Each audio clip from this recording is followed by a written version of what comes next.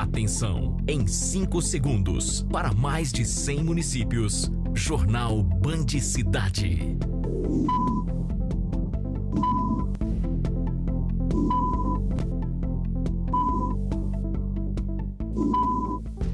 Vem que tem Zema. Tem de tudo com condições e preços únicos. Homem é preso com arma e dinheiro no bairro Canaã, em Uberlândia.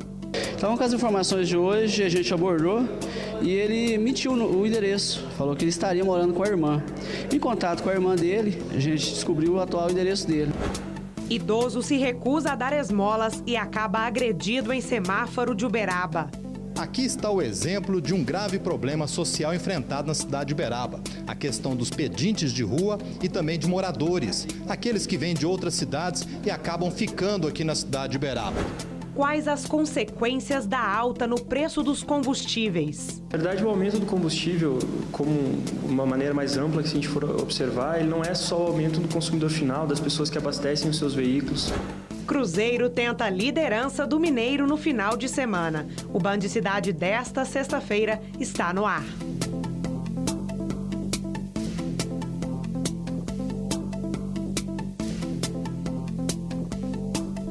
Boa noite. O Band Cidade de hoje começa com o assunto que tomou conta de todo o país. A polícia prendeu o segundo suspeito de matar a jovem Isabela e os filhos dela. Os 2 suspeitos já estão na penitenciária de Uberaba. Antônio Moreira Pires, conhecido como Pedrão, se entregou no fim da tarde de quinta-feira. Resta agora a polícia descobrir qual dos 2 é o autor dos disparos. Após 4 dias de buscas, a Polícia Civil conseguiu capturar o homem suspeito de ser o executor dos assassinatos de Isabela Janvecchio, de 22 anos, e dos filhos gêmeos, a mando do suposto pai, Matusalém Ferreira Júnior. Antônio Moreira Pires, de 37 anos, estava em uma fazenda na cidade de Sacramento, no interior de Minas Gerais. Os próprios familiares do acusado indicaram à polícia o local onde o homem, que é mais conhecido como Pedrão, estava escondido, acobertado por um colega ex-presidiário. Não só pela notícia que está sendo veiculada pela própria sociedade, mas também pela presença constante de policiais às suas portas. Então, passavam lá policiais toda hora para o Pedrão trair, tem informação do Pedrão, cadê o Pedrão, né? Antônio Moreira Pires nega a versão de Matusalém. Ele afirma que foi até a cidade de Uberaba pela promessa de um novo emprego. Esse moço aí chegou na minha casa lá, eu estava trabalhando lá do lado, e ele teve um dia antes e falou que tinha serviço, tinha umas 15 casas aqui de Uberaba para a gente fazer. E pelo menos 4 ele ia arrumar para mim, tá fazendo. Aí, não, a gente já veio ver o local, a área de terreno, né? Pra gente tá procurando uma área melhor pra mim estar caçando. Ele fala que foi você que matou o Pedrão. Ele fala que foi você que atirou nas 2 crianças. Você tem coragem de fazer isso? Foi você? Nunca na vida. A delegada que cuida do caso afirmou que durante o interrogatório, Pedrão declarou que desceu do veículo na BR-050, no estado de Minas Gerais, quando Isabela e os gêmeos ainda estavam vivos. Ele disse o seguinte, que ele veio até a cidade de Uberaba junto com Matusalém, aqui eles se separaram, Matusalém depois buscou ele, né, próximo ali a rotatória da exposição e saíram BR-050. Pedrão disse que a hora que ele entrou no veículo, a vítima Isabela e os menores já estavam no carro e seguiram BR-050. Matusalém pediu para o Pedrão descer do veículo, na rodovia ainda, e depois ele disse que Matusalém disse que iria levar Isabela e as vítimas, né, os bebês, para um hotel fazenda, né, e depois ele alega que Matusalém voltou sozinho. Matusalém Ferreira Júnior, de 48 anos, se entregou na terça-feira. Ele é considerado mandante do crime e suposto pai dos bebês.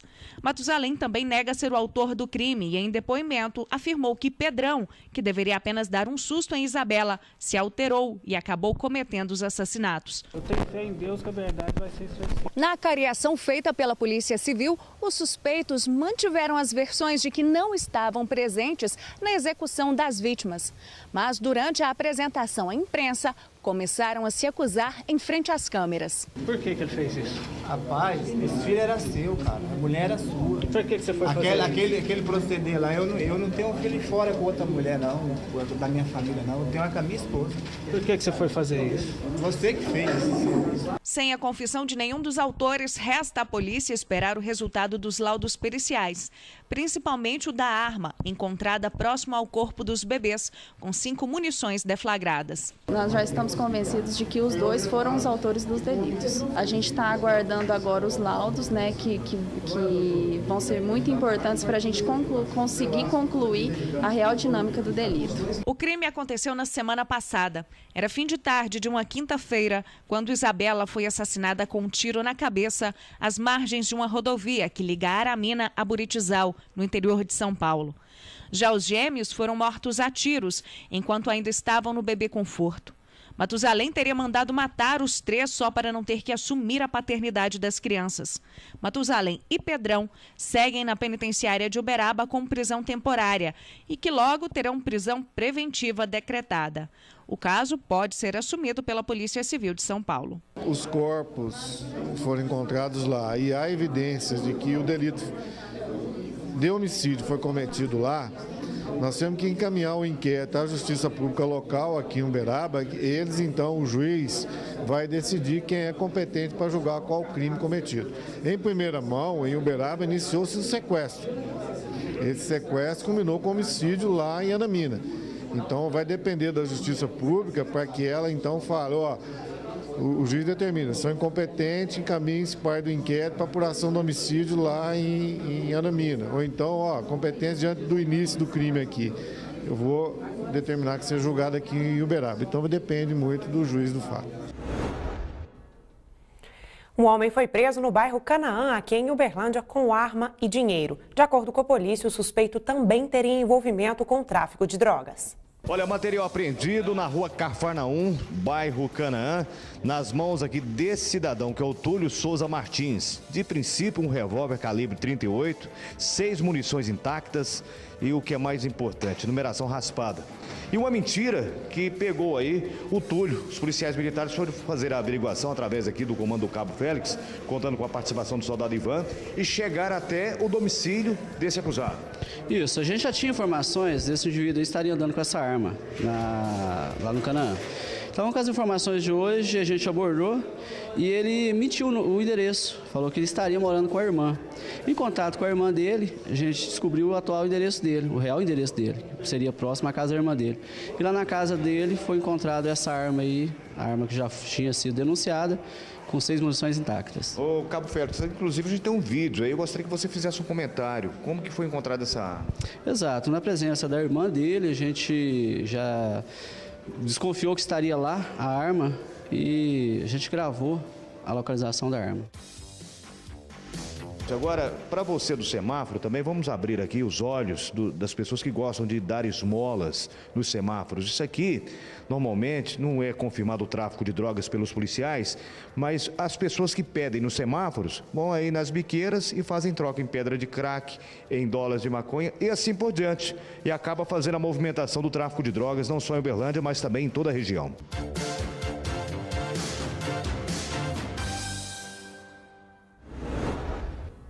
Em Uberaba, um idoso foi agredido por um morador de rua quando estava parado em um semáforo. A vítima teria se recusado a dar esmola para o pedinte. O autor foi contido por populares que presenciaram a agressão.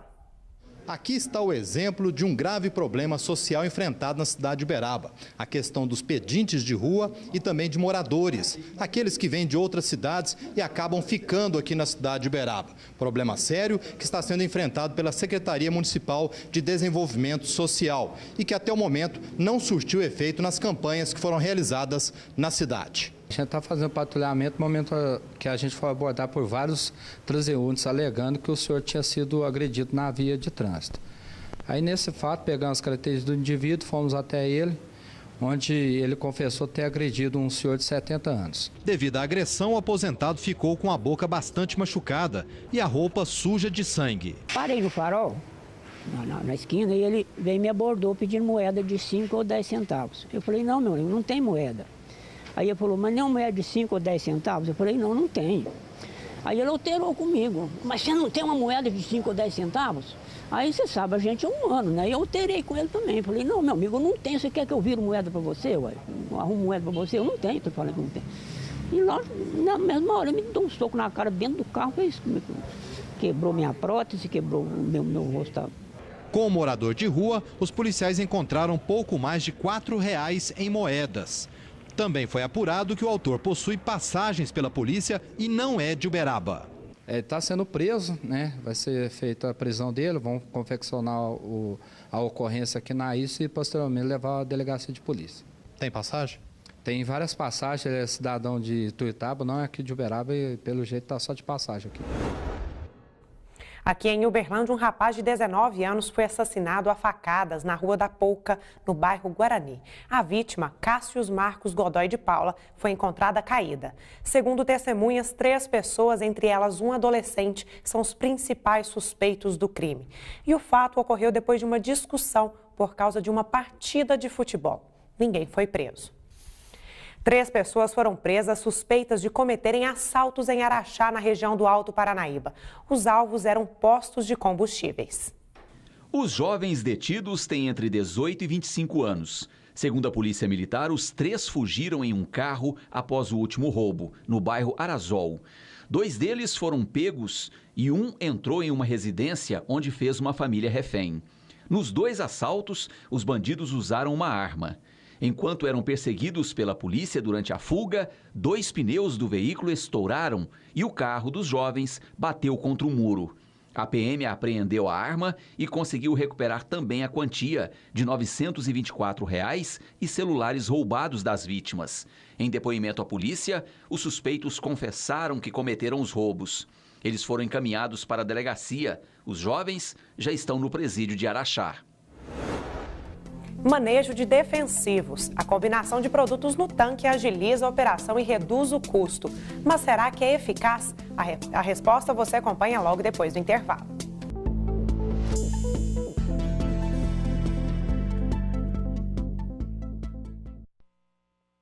Desde o começo do mês, o brasileiro se deparou com um reajuste assustador. Para muita gente, o aumento já era esperado.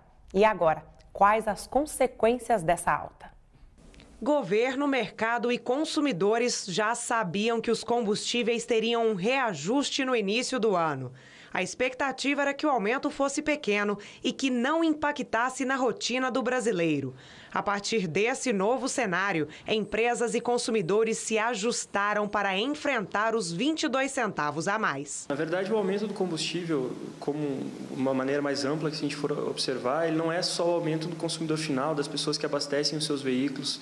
Para os empresários que dependem de frota de veículos nas corporações, o impacto foi nítido. Uma solução rápida que o gerente de logística Fernando Borges tomou foi cortar despesas. Não é uma surpresa, porque antes mesmo das eleições a gente já previa esse aumento. Não na proporção que ele aconteceu, mas já era previsto. Então a gente vem tomando algumas medidas, desde então, para poder economizar ou gastar menos combustível aí em todas as nossas viagens, as nossas programações. Se engana quem pensa que os proprietários de postos de combustíveis estão felizes com o ajuste. Foi apenas um repasse do aumento das refinarias. Então, o prejuízo também afetou o bolso dos empresários do ramo. A gente fica tendo prejuízo porque o aumento repassado pelo governo federal foi bastante alto. Então, a gente tem uma grande quantia de clientes que são de carteira, que assinam nota. E esses clientes nos procuram para a gente reduzir a nossa margem de lucro. Como o preço da gasolina não tem tabela, funciona pelo princípio de livre concorrência, não é direito do consumidor pedir a redução. O superintendente do Procon, Frank Rezende, ensina uma ferramenta que pode ajudar e muito o bolso do usuário. Com todo direito, o consumidor ele se indigna quando o preço se eleva demais. Agora, uma característica do setor de combustíveis é que não há no país um tabelamento de preços. Prevalece a livre iniciativa e a livre concorrência. Então, nesse caso, o melhor preço está na mão do consumidor, que deve sempre procurar fazer a sua pesquisa para saber onde realmente o posto que está comercializando com um valor mais barato. Para conferir a tabela é fácil, é só o usuário acessar o site www.anp.gov.br/preço e acessar a última pesquisa feita em Uberlândia, que além de listar os valores, avalia a qualidade dos combustíveis. Uberlândia hoje é uma cidade privilegiada, já consta num rol de cidades, antes só capitais, e Uberlândia hoje já consta, a ANP ela faz uma pesquisa quinzenal, onde ela aponta naquele município, no caso de Uberlândia, qual posto que comercializa o combustível mais barato. Então, de 15 em 15 dias, ela lança essa pesquisa em seu próprio site. O consumidor pode acessar isso, o PROCON também irá divulgar, justamente para que ele possa ter acesso a esse posto. Para quem o aumento foi além e não coube no bolso, a alternativa foi ser criativo.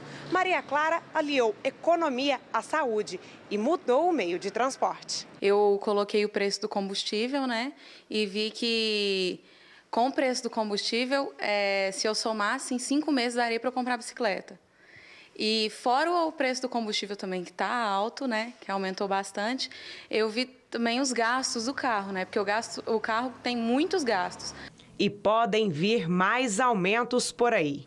O economista já adianta que em maio o consumidor já pode preparar o bolso. E 2015 vai ser um ano bastante complicado, que a gente acredita que vai ter, sim, perdas de emprego, a renda das pessoas, o poder de compra vai ser deteriorado por essa inflação estar alta e a recuperação nos salários não é tão rápida quanto a inflação. Então, assim, vai ser um ano bastante complicado, sim. Agora vamos para a previsão do tempo para este sábado na região. Os dados são do Instituto Clima Tempo. O dia será de sol com algumas nuvens em Campina Verde. Névoa ao amanhecer. Máxima 31, mínima 20 graus. Em Pirajuba, amanhece com sol neste sábado. Noite com poucas nuvens. Máxima prevista 31 graus, mínima 21. Sol com algumas nuvens em Bambuí, sem previsão de chuva na cidade. Máxima 31, mínima 18. Em João Pinheiro, a máxima será 30 e a mínima 18. O dia será com algumas nuvens, não chove. Sem previsão de chuva também para Perdizes. Já amanhece com céu limpo. Máxima 29, mínima 19 graus.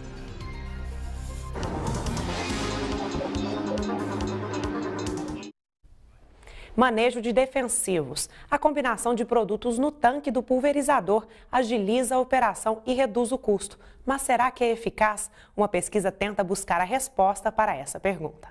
O pulverizador trabalha em alta velocidade. O dia precisa render e as pragas e doenças têm de ser controladas com urgência. Qual é o melhor momento do dia para fazer a pulverização da lavoura? Será que a combinação de vários produtos dentro do tanque do pulverizador inibe a eficácia de algum princípio ativo? Pesquisadores da Fundação MT pretendem responder a essas e outras questões. Na estação experimental da Fundação Mato Grosso, em Nova Mutum, o pesquisador Ivan Pedro conduz um ensaio com 32 cultivares de soja. São plantas com características diferentes quanto à tolerância às doenças e aos produtos químicos. O pesquisador mostra as folhas danificadas por causa do excesso de defensivos. Esse fenômeno é chamado de fitotoxicidade. É como se a planta entrasse num processo de envenenamento. Fitotoxicidade é uma resposta da cultura a um determinado estresse, muitas das vezes a uma aplicação de um determinado defensivo químico, em que você tem uma área foliar comprometida com aspecto de queimadura. Como o excesso ou a combinação de produtos danifica as folhas, a planta fica comprometida e não responde com produção e produtividade. O principal agravante é que nós perdemos em área foliar ativa. Então a planta com menos área foliar, se pegar uma fitotoxidez muito agressiva na fase de enchimento de grãos, a gente pode ter um dano ou uma perda na translocação de fotoassimilados. E isso reflete em menos enchimento de grãos com menos peso, muitas das vezes queda de produtividade. O pesquisador alerta para as consequências do hábito de aumentar a dose do produto químico na tentativa de melhorar a eficiência da aplicação. Na minha opinião, um erro recorrente é o aumento de dose, em alguns casos, de produto, ele tem que ser analisado em função do patógeno, do alvo ou mesmo do produto. O ensaio sobre o efeito da mistura tanque nas folhas de soja continua, mas o experimento já responde a algumas questões. Mas para esse ambiente já dá para extrair algumas conclusões, pensando em controle de doenças, pensando em mistura tanque, pensando em quais variedades eu posso posicionar em determinada situação. Começou a campanha da fraternidade. Milhares de católicos no país vão se mobilizar pela paz dos brasileiros. O repórter Léo Carvalho conversou com o bispo Dom Paulo Francisco Machado, que falou sobre a importância desse período para os cristãos. O tema da campanha sempre está relacionado à fraternidade. E nesse ano, a relação entre a fraternidade e a igreja que está chamada a participar plenamente da sociedade e contribuir para a construção da civilização do amor. Nós estamos também no chamado Ano da Paz, que começou com o primeiro domingo do Advento, e de forma que todos os cristãos são chamados a ser pacificadores, a ser construtores de pontes e não de muros, de construção de pontes entre os seres humanos, de forma a construir, sim, a paz. Somos filhos da paz, somos descendentes do príncipe da paz, Jesus Cristo. Nós estamos nesse tempo, nesse período, refletir sobre a contribuição que a igreja pode dar e deve dar à sociedade. E nesse sentido também nós iremos promover, existe a promoção de uma campanha também financeira que será aplicada sobretudo nas pastorais sociais, porque as pastorais sociais visam realmente dar um grande contributo à construção dessa sociedade melhor que todos nós almejamos. No próximo bloco, aqui no Band Cidade, Cruzeiro de olho na liderança do Campeonato Mineiro. As notícias do esporte, já já.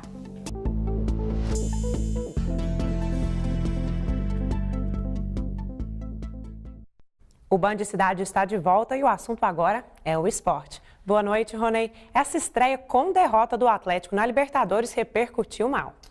Boa noite, Natália. Boa noite a todos. É verdade, hein? A derrota ainda é assunto na cidade do Galo. O Atlético perdeu para o Colo-Colo por 2-0 em Santiago, no Chile. O técnico Levi Coupe falou sobre o jogo. Sempre é uma queda psicológica num gol que ninguém espera, como aconteceu, mas é uma situação normal também que faz parte do jogo. O time tem que saber conviver com esses altos e baixos. De maneiras que no segundo tempo eu esperava um pouco melhor a produção, nós podemos jogar muito melhor do que nós jogamos hoje. O que eu acho que faltou realmente para nós não encarnamos no espírito da Libertadores, assim como o Colo-Colo. As duas equipes andam parecidas, né? O Colo-Colo aqui no Chile e o Atlético lá. Início de ano, as duas equipes ainda não estão produzindo o que podem. O Colo-Colo pode produzir também melhor do que isso, se mantiver a formação. Então não me surpreendeu. Acho que o que me surpreendeu foi a nossa falta de espírito assim no segundo tempo. Achei que o nosso time podia ter jogado muito melhor do que jogou. Além dessa falta de espírito de Libertadores, sem dúvida o Atlético sentiu muito o desfalque de pelo menos 3 titulares importantes, entre eles o Lucas Prato. Já o Cruzeiro estreia na Libertadores na semana que vem. Agora a equipe está de olho na liderança do Campeonato Mineiro. O time deve ter mudanças para a próxima partida. Poucos dias na Toca da Raposa e Paulo André já pode ganhar a vaga de titular contra o Boa Esporte. Evidentemente não era o tempo ideal, mas devido à necessidade e também olhando para frente, são jogos, nós temos uma sequência importante. Então, quanto antes eu conseguir entrar na arena e ganhar ritmo, melhor para mim e melhor para a equipe. Mas a estreia ainda depende de questões burocráticas. O nome do jogador ainda não foi incluído no boletim informativo diário da CBF. Essa semana a gente está atrás disso. Devido ao carnaval, atrasou um pouquinho. O zagueiro avisou que precisaria de 10 dias para entrar no ritmo do time. Mas o tempo é curto e parece que chegou a hora de assumir a responsabilidade ao lado de Léo. Eu e o Léo, nós temos conversado bastante, né? O entrosamento se ganha jogando, mas também conversando. E a gente já encontra algumas situações de dificuldade nos treinamentos e quanto antes a gente se acertar, se ajustar na hora de sair, na hora de entrar, na hora de fazer a cobertura, mais rápido a gente vai conseguir ter resultados positivos. E é com muita conversa que o jogador tenta se entrosar com os colegas. Um verdadeiro líder dentro de campo. Eu sou um pouco chato mesmo, o pessoal já vai se acostumando, mas eu acho que é importante, é fundamental, principalmente os jogadores ali de trás que têm uma visão privilegiada do jogo, que falem, que se comuniquem e quanto mais a gente alertar o companheiro, melhor fica para todo mundo. Além Além de líder, Paulo André tem no currículo a conquista da Copa Libertadores em 2012 pelo Corinthians. E é essa experiência que Marcelo Oliveira tanto precisa. Ele evidentemente me cobra bastante isso do posicionamento, de comunicar, de falar bastante, de posicionar os companheiros. Estou me sentindo muito à vontade, o grupo acabou me acolhendo muito bem. E já que estamos falando de Campeonato Mineiro da Primeira Divisão, é hora de conferir os jogos do final de semana. E na rodada teremos um clássico, confira aí. No sábado, a Tombense recebe o Mamoré, a Caldense pega o Guarani e o Cruzeiro recebe o Boa Esporte. No domingo, o América enfrenta o Atlético Mineiro, o Democrata recebe o Tupi e a URT pega o Vila Nova. O destaque da rodada, esse clássico aí do Atlético contra o América vem muito bem e o Atlético buscando aí a reabilitação depois desta derrota na estreia da Taça Libertadores. Confira também os jogos do final de semana pelo módulo 2 do Campeonato Mineiro. No sábado, o Minas recebe o América de Teófilo Otoni, o Uberlândia pega o Araxá e a Patrocinense enfrenta Montes Claros. No domingo, o Tricordiano recebe o CAP Uberlândia e o Nacional de Muriaé enfrenta o Ipatinga. E a grande expectativa do torcedor do Uberlândia, principalmente em relação ao comportamento da equipe, que foi muito mal na estreia, a esperança é que ele possa se reabilitar amanhã contra o Araxá. Obrigada, Ronei. E o Band Cidade hoje termina aqui. Um ótimo final de semana para você. Boa noite para você.